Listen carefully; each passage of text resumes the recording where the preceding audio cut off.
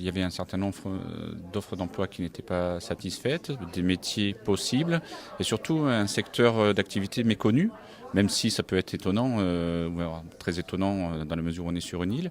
Mais notre devoir, c'était d'enclencher des actions pour faire découvrir les métiers de ce secteur d'activité, des métiers du secteur d'activité, pardon, et de donner envie à un certain nombre de demandeurs d'emploi d'aller vers ces métiers-là.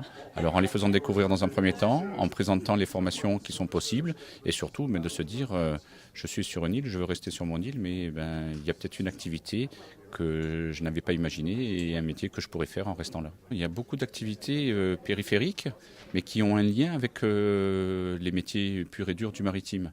Donc c'est aussi l'intérêt de faire découvrir ces métiers périphériques à ces demandeurs d'emploi pour trouver une solution de retour à l'emploi. L'objectif n'était pas de dire par ce biais-là de récupérer des offres d'emploi.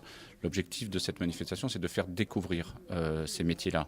Pour vous donner un ordre d'idée, aujourd'hui sur la Corse, il y a plus de 2600 emplois, dont 65% sont à plein temps, et non pas saisonniers, mais CDI à plein temps, autour de ces activités. Donc c'est pas neutre, et dans la mesure où cette activité va se développer, on a besoin justement de ressources pour répondre à ces besoins. C'est vraiment paradoxal d'avoir aussi peu de conscience du fait maritime quand on habite sur une île. Nos villages tournent le dos à la mer parce que la mer, ça a toujours été l'envahisseur, la mer, ça a toujours été le colon, la mer, ça a toujours été ce monde dont il fallait se protéger finalement. Et pour cause, en fait, si on regarde l'histoire, la Corse a toujours ou a souvent vécu le joug d'une forme de dominance économique de l'extérieur. Et quand on veut dominer économiquement une île, il faut contrôler absolument la mer. Parce que c'est par la mer que se passe le commerce, parce que c'est par la mer que se passe l'émancipation et la richesse. Si on ne donne pas accès aux populations locales aux choses de la mer, au commerce maritime, on ne permet pas à ces populations de s'émanciper. Et ça, si on regarde bien, il y a un blocage maritime pratiquement depuis Rome, en passant par les Génois et tout ce qui a suivi. Donc du coup, le peuple corse a été tenu, et ça c'est mon analyse, mais à l'écart de la mer, à l'écart des choses de la mer.